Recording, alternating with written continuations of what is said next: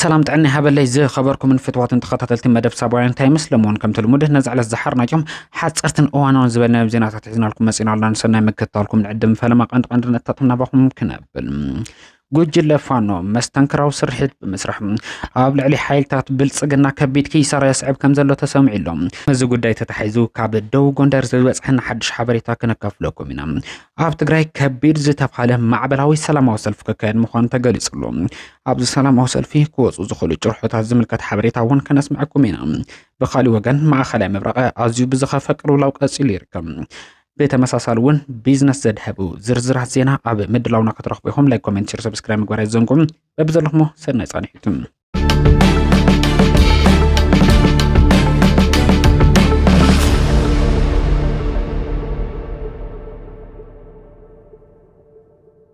بقدامنته أب فتصامتات مأخلة مبرع الزلو حدشت معبالتات انتهي مسلوه بصفحنا بهم كنبل إيران وفري مصبعة أمونات 4 بزبل سم قبل على إسرائيل حدش ناي ميسائيل متقعتي كم زفنو تقليسولو إلا ماتات متقعتي بقندو ندو واو إسرائيل بفلاي دما نختما أرد إلا زقبر مخانو تقليسولو قدعات أب كتما أرد بوحدو 7 كخونو كم زخولو أبتخبابي ناي حسوس اوان أواج كم زي تأوجون دا تقليس إيركم مثل تكالات النيكولر تتحيزو قليس بصابات كم زحبرو إيرانوين ميسائيلات أبتقا اتيه آبن نجف زركبه ميستراو تكال نيكولر إسرائيل إلى ما زجورو كيخونو كم زي ترفوه أن تقصي ركبهم بزح ميسائلات إيران أو وشت زحلفو إسران 4 ساعات رحم شمنت ناي ميسائيل متقعتات كم زي تخايلك في التخايل لهم بخالي وجن دما هنا إسرائيل أمريكان جبر مرسي تثبت كم زجبر ندا تجلس يركب في الليل ما أبتي بشمه وفر أنبسا زوج وزم زكاير زلم متقعتي إسرائيل أمريكان أنصار إيران سفحت عنوتها على إيران يسعب كم زلو تقليصلهم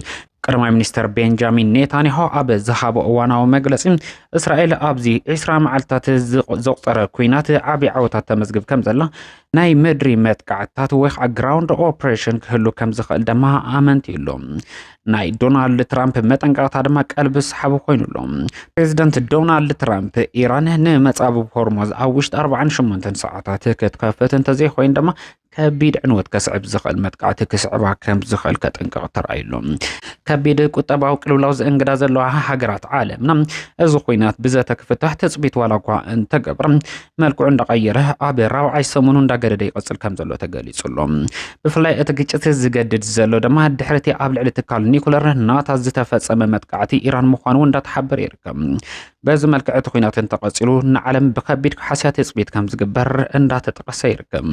أب تجري 7 مئتاوي أبيات تمرتي كرماي كم زي بلن تقليصو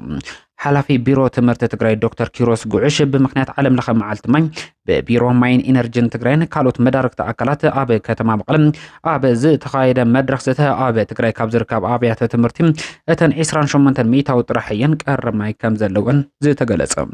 حرا أب زوت وردات كتما تجري كاب زركاب أبيات تمرتي أتن زبز حملت ون 7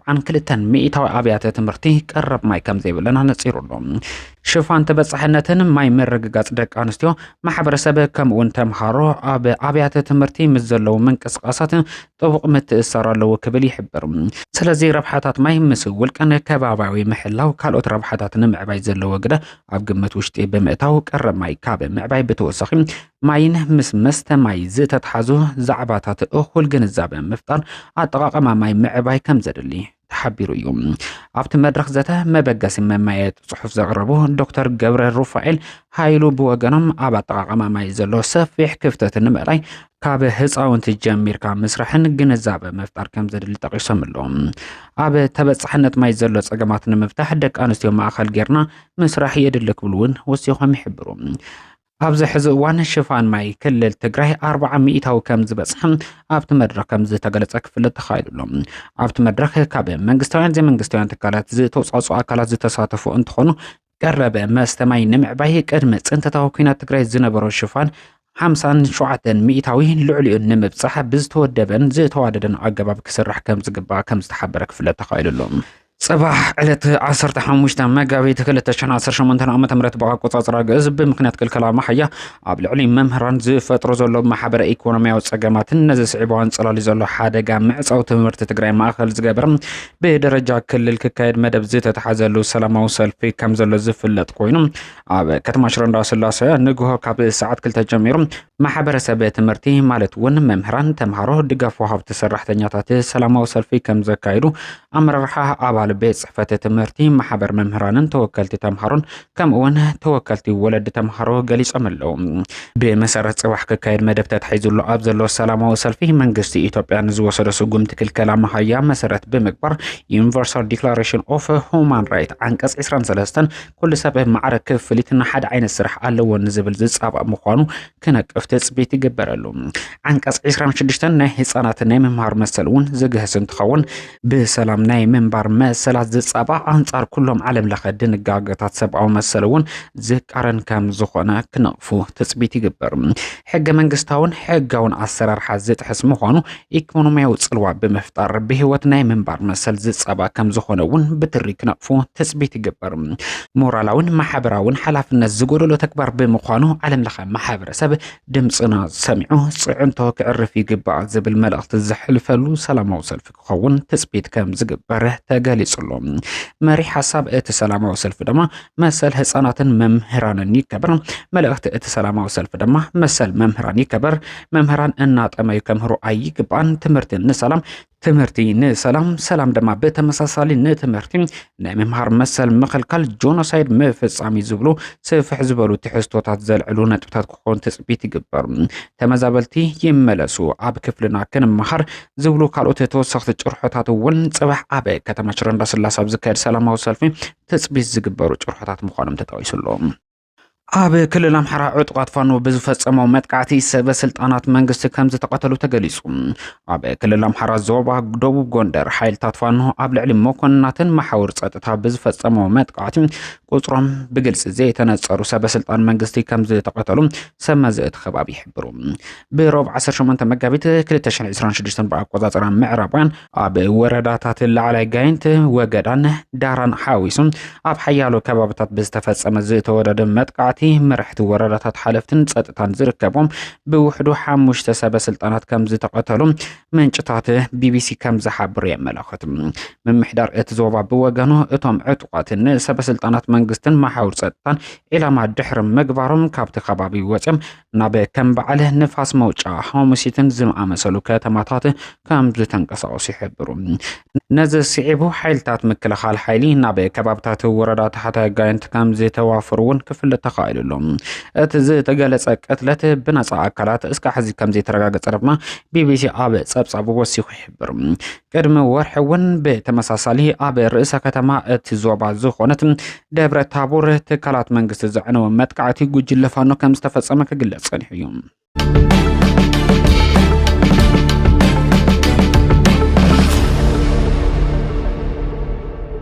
መንግስቲ ኢትዮጵያ ነዳዲ ካብ ጎረቤት ሃገራት ብዝናሰ ዋጋ እናቅረበ ምዃኑ ዋና ዳይሬክተር በዓል መዝን ነዳድን ኢነርጂን ደስታው መኳነን ይገልጽ ኢትዮጵያ ብሰንክቲ ኣብ ማእከላይ ምብራቅ ኣጋጢሙ ዘሎ ከቢድ ዝተባሃለ ቁጠባዊ ቅልውላው ስዒቡ ነዳዲ ሕጽረት ከም ዝገጠማ ዝግለጽ እንትኸውን ቀዳማይ ሚኒስትር ዶክተር አብይ አሕመድ ኮነ ከንቲባ ከተማ አዲስ አበባ ዝኾነት ወይዘሮ አዳነች አቤቤ ህዝቢ ወይ ከዓ ነባር እታ ከተማ ቁጠባ ነዳዲ ክገብር ብእግሩ ክንቀሳቀስ ተሽከርከርቲ ኤሌክትሪክ ክጥቀሙ መልእክቲ ምሕላፎም ዝዝከር እዩ